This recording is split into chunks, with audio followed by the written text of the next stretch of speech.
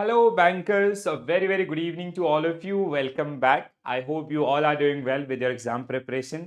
So, guys, आज के इस वीडियो के अंदर हम लोग बात करने वाले हैं अपना paper number 2, which is PPB, right? So this is kind of a subject जहाँ पे मुझे सबसे ज़्यादा डर लगता है because see, this is like when it comes to PPB, it's very lengthy. ठीक है, we have 55 units which are generally part of this particular subject here. So now what are the hacks for this particular paper?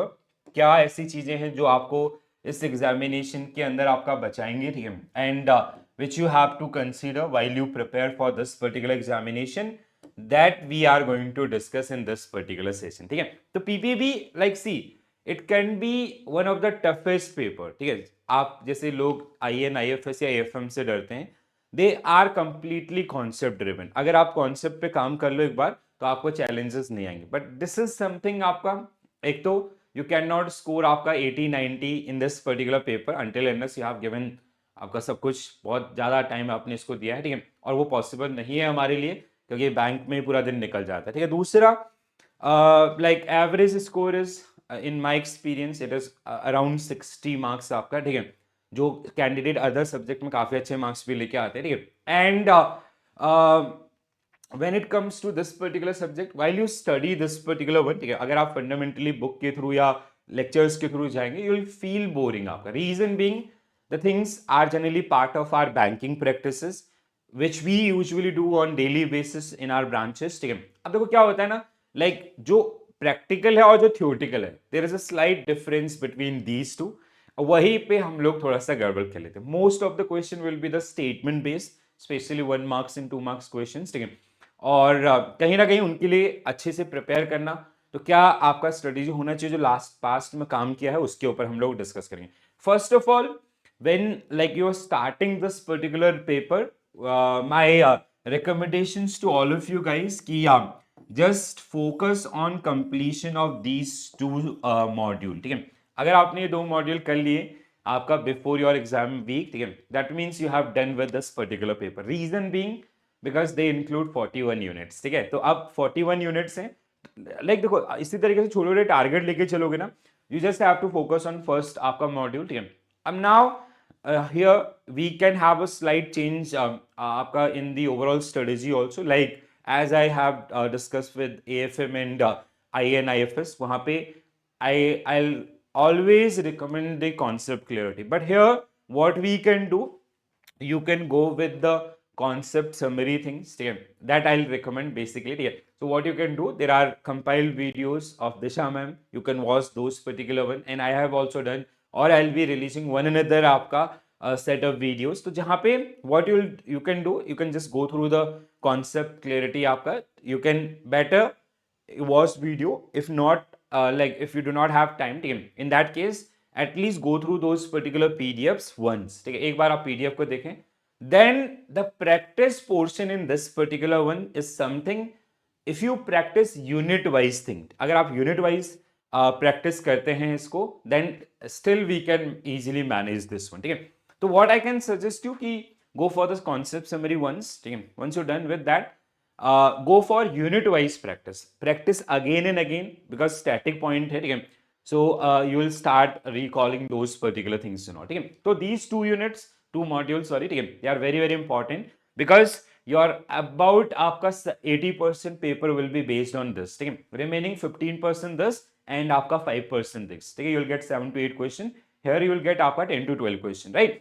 And they can be done during the exam week itself. ठीक है, exam week से मतलब जब आप final test का preparation कर रहे होंगे तो उसमें आप एक मैराथन इसके लगाइए, एक मैराथन इसके लगाइए, that is more than enough. But these two will take your time, जहां पे आपको अच्छा खासा टाइम स्पेंड करना पड़ेगा. ठीक है, सो दिस इज द आपका module wise strategy. When it comes to unit wise, as I said कि like module A where we have 20 units, module B where we have 21 units, and if you go through these particular one, especially module B very well, that will also help you in RBWM. ठीक है, तो these are the areas. जैसे आपका bank का customer relationship, this get asked every time.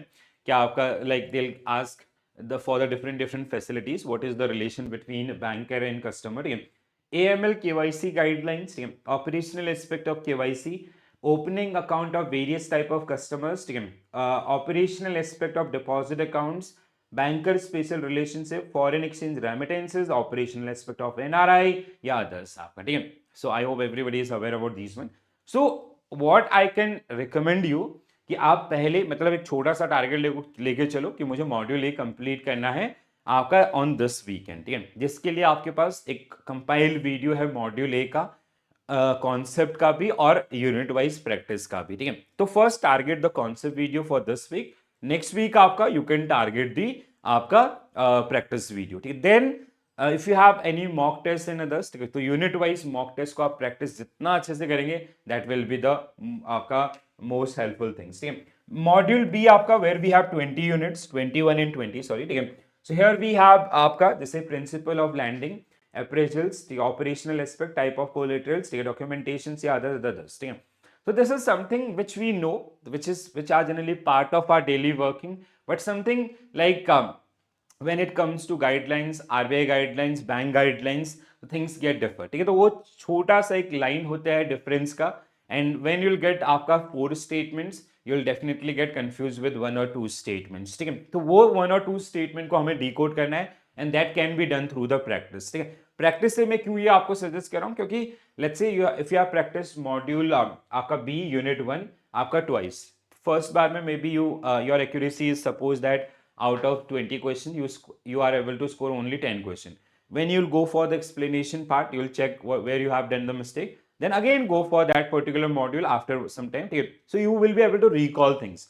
And the priority wise, one thing which I missed in the beginning, so your priority should be आपका IAN, IFS and AFM for आपका till what I can suggest कि 10th of October in 2 paper को लेके चलिए. उसके बाद start कीजिए आपका INI आपका पीपीबी को. रीजन बिंग एग्जाम के जितने क्लोज आप इसको पढ़ोगे उतना ज्यादा याद रहेंगी चीजें, ठीक है. और दूसरा एट द एग्जाम वीक जैसे once you'll done then IAN IFS paper will happen, then again आपका पीपीबी एंड AFM. तो उससे पहले AFM आप पहले से ले चुके हैं, ठीक है. अब पीपीबी को रिवाइज करेंगे तो जल्दी से रिकॉल होगा, दैट इज द आपका स्ट्रेटेजी, ठीक है. Module C and module D. Module C is about your technology and this is something in my experience, ठीक है. कुछ ऐसी आपका let's say if you are non technical background, ठीक है, आप बीटेक आईटी कंप्यूटर साइंस नहीं है, तो कुछ ऐसी चीजें होंगी जिसको पढ़ने के लिए मतलब बहुत सारा कंज्यूम करना पड़ेगा तब वो 1 मार्क्स मिलेगा. कुछ ऐसी चीजें होंगी जो आपका एक नॉर्मल पर्सन भी जानता है, ठीक है. और even like while you will follow the marathon session in all those things will get आपका कहीं ना कहीं आपके सामने आएंगे तो आपको याद हो जाएंगे, ठीक है.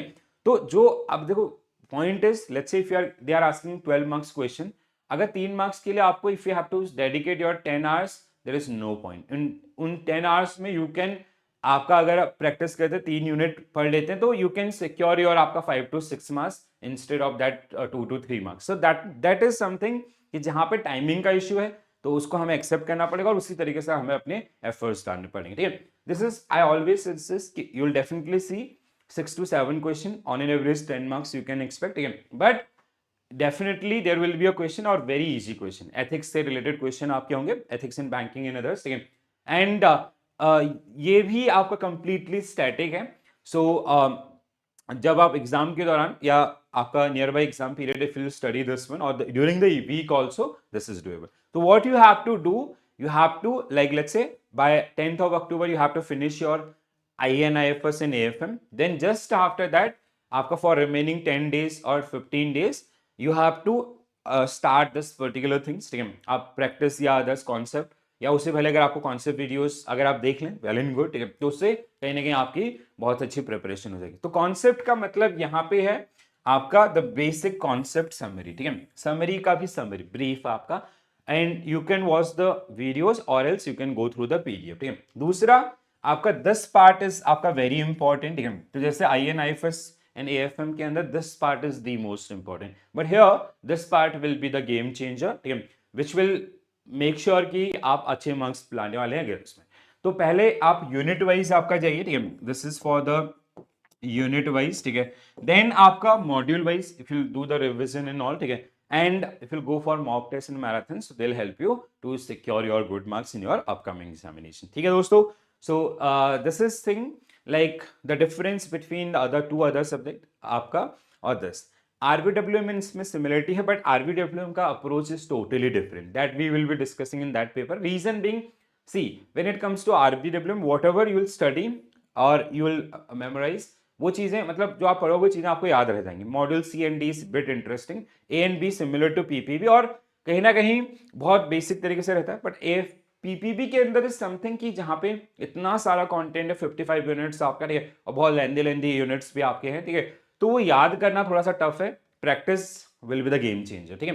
But AFM and INIFS completely driven by the concept. If you know those concept well, तो आप आसानी से चीजों को आपका पार कर पाएंगे. ठीक है दोस्तों, सो this is the core strategy for your PPB.